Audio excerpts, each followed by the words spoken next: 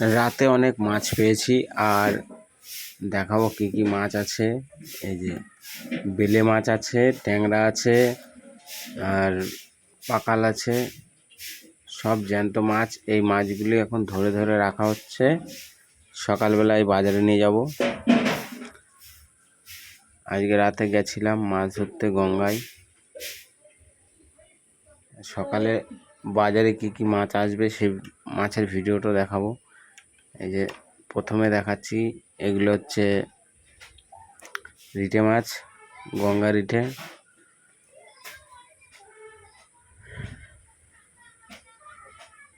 এগুলো মিষ্টি জলের মাছ, খুব সুন্দর খেতে, সুস্বাদু। আর কিছু দেখাবো, তার পাশে আছে তোমার জিওল মাছ।